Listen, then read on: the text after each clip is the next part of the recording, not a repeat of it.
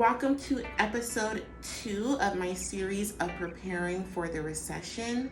In today's video, episode 2, we are talking about recession-proof business ideas. Okay, so I have created a series on my channel called Preparing for the Recession. Every Sunday, I'm going to drop a new video with insightful and action-based tips that you can take today to get ready. Okay, so last week I did a episode 1 on preparing for the recession. Go check that out if you haven't. Episode 2, recession proof business ideas. Now, if you watched the first video of this series, I talked about preparing for the recession, right? And one of the main points was that cash is king during a recession. So it's important to have savings as well as cash coming in without, utilizing too much credit. And the next thing I talked about was increasing your income through side hustles or businesses. In this video, I want to talk about some business ideas that are fairly inexpensive and easy to start. All right, so I have 5 business ideas here, and I have researched why these are really great to start during a recession. So I want to share them with you. The very first one, you guys are going to be like, wow, of course you would say that because that's your occupation. But becoming a real estate agent, okay? I'm not telling you to be a real estate agent because I'm one. I'm telling you to become one because it is recession proof. Think about it. Everyone needs somewhere to live, whether the economy is doing great or whether it's doing bad. So you're not going to just become homeless because the economy isn't doing so great. Everyone needs a place to live. So becoming a real estate agent is pretty simple, okay? The class is inexpensive. So when I got my license in the state of Florida, all I had to do was take a course that lasted 8 weeks. It was a couple $100s. I took the class every Tuesday and Thursday from 6 p.m. to 10 p.m. And at the end of the course, then we took an exam. Once you pass your school exam, next you're going to take the state exam. I passed mine on the first time, super easy. I have a video on my channel on how you can pass the exam on your first time, and I'll link it over here. And then when I got my real estate license in Virginia, I did it through reciprocity. So I only had to pass the state portion of the exam as well as do the application with the background check and the fingerprints. So I know that the interest rates have gone up significantly and a lot of agents may be discouraged right now, and this is the opportune time for you to be a real estate agent when others are discouraged and leaving the business, because that allows you to have less competition and focus on building your business through the recession. As I said, people still need a place to live. So this is the time for you to work really hard, gain market share while there's less competition, grow your business, and once the recession is over, you will be a known agent in your area. The next thing that I want to tell you and suggestion is to work with renters, okay? A lot of real estate agents do not like to work with renters because it's less of a commission, but think about it. People are probably not going to be buying a house as much during the recession because of the interest rates. 2, rentals are much easier because number 1, it doesn't require as much paperwork, and you can literally go to a apartment community with your client. They fall in love with it, they rent it, and now you just got their commission. Or if you work with private landlords, typically it's half of the first month's rent. So people don't have as much of a hesitation when renting as they do with buying. Like, you can look at 3 places and say, okay, I like this place, because you're only renting for a year, whereas your first time buying a house, you'll probably want to tour 20 places. And the good thing about working with renters that I like and use as a strategy in my business is that those same renters are going to turn into homeowners, right? So after their first year of living there, follow back up with them and say, hey, you know, where are we at now? Are you ready to buy, or you want to rent again? If they want to rent again, find them somewhere else and get commission. Or if they're ready to buy and you contacted them 60 days before their lease is over, you can help them get that pre-approval and buy. So working with renters has its advantages. And like I said, during this recession, you want to focus as a real estate agent on going hard, gaining market share, and just becoming like a really awesome agent. And it will definitely go a long way because it's really cheap to become a real estate agent, honestly. So business number one, recession-proof business idea, becoming a real estate agent. The next business idea is one that I love with a passion, and that is furniture flipping. Okay, so furniture flipping is when you source inexpensive furniture to flip. You refinish it if it's needed, you take photos and you list it on local outlets like Facebook Marketplace or Craigslist, and then you arrange for pickup or delivery. So furniture flipping during a recession is a really great idea because many people will not be able to afford brand new furniture because, let's face it, furniture can get really pricey. And then also with the supply chain issues, it's been really hard to find furniture. Like now you have to wait a really long time. So that has caused people to look for like local furniture on Facebook Marketplace and things of that nature. So this business can even work for like apparel or shoes or other things, but I'm talking specifically about furniture. Okay, so my apartment in Virginia, I furnished for maybe less than $1,000, I think. I don't know. I can do a video if you guys want about how I furnish my space for a very low price. But even just to give you an example, this desk that I am recording this video on, I paid $3 for. This set right here, this table, these two chairs I got for free from a dumpster. Okay, this was a gift. I got this lamp for free. Someone got evicted and had all their stuff on the trash. Got that. And this picture I got for $3 or $4. So right there, that's less than $20 for this whole setup that you see here. So furniture flipping can be a really great idea, and I'll give you some tips because I myself love to thrift and find inexpensive things. So let me give you some tips on getting very cheap furniture. Number one, check thrift stores. Now, there are many thrift stores where you can find high quality, low priced furniture items. And many of them have memberships that you can join with your phone number, and they'll let you know when they have deals on certain colored tags. So like I know the thrift store that I really like in Maryland, they have 50% off on certain colored tags every day. So like this picture right here was 50% off because it was a yellow tag and that day was 50% off. So if you're a furniture flipper, you need to make sure that you sign up for those memberships at different thrift stores and go in there when it's 50% off and see what you can find, okay? Now, this is some free game that I have not told a lot of people about, okay? But I know it because of being a real estate agent and also working in property management. Free game right here. Go to local apartment communities, okay? If it's a high-rise, go to their loading dock. If it's garden style, go to their dumpster area.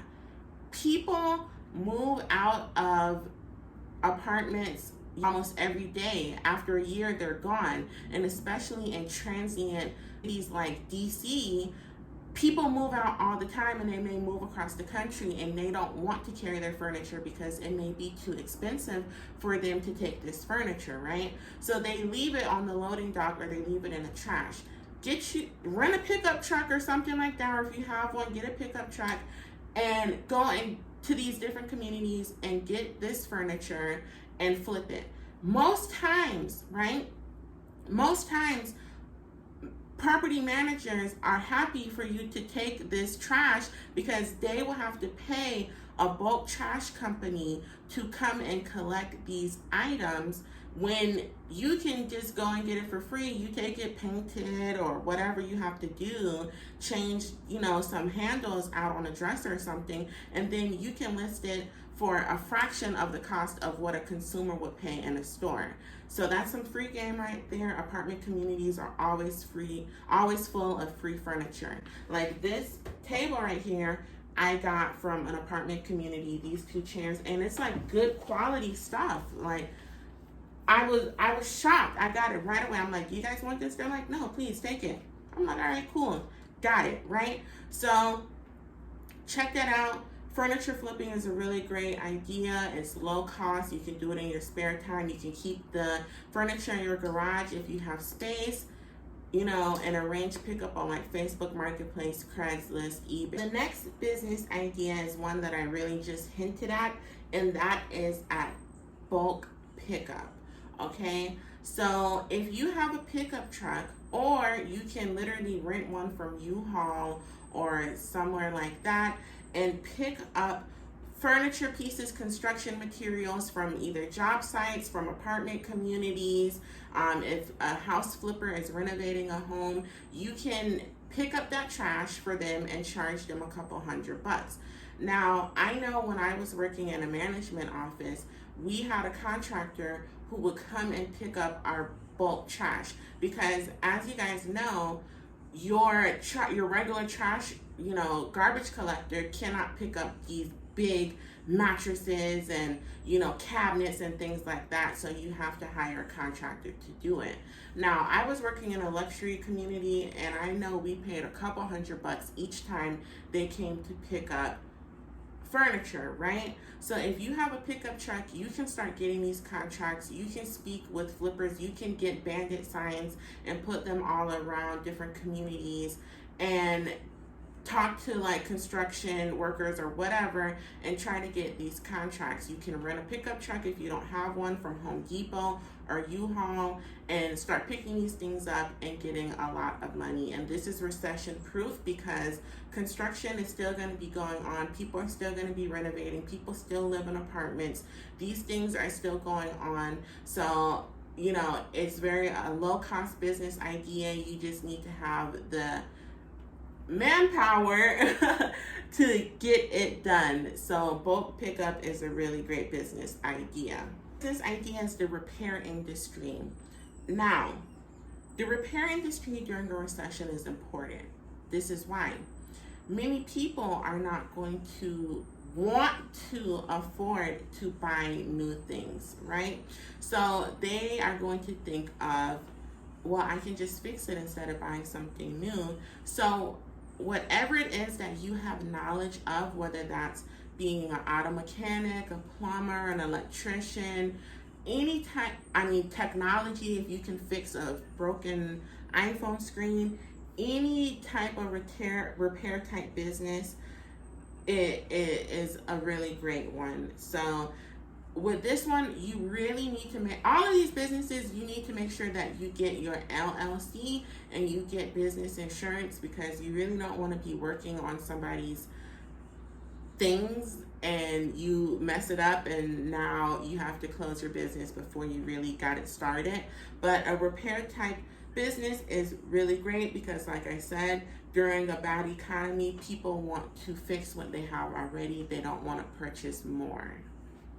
This next business would not work for Jada Brown, but it may work for you. And that is a child daycare in your home.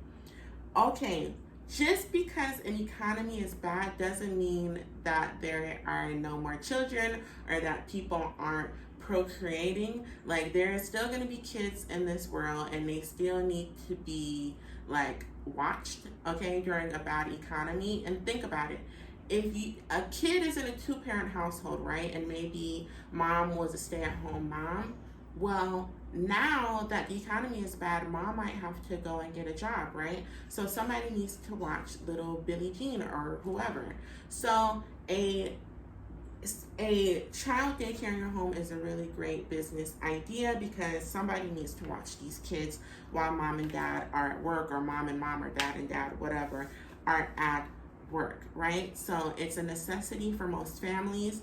And when you have a daycare in your home, number one, you're not paying astronomical rent charges or rent, costs each month because you have your business at your home. And number two, you can charge a couple $100 per child in your daycare. So for this one, you definitely need to contact the Department of Children and Families, DCF, in your local area to find out what is needed to have a daycare, okay? And the very last business that I have for you is a cleaning company. Excuse me. Sorry guys, I'm recording this video in the summer of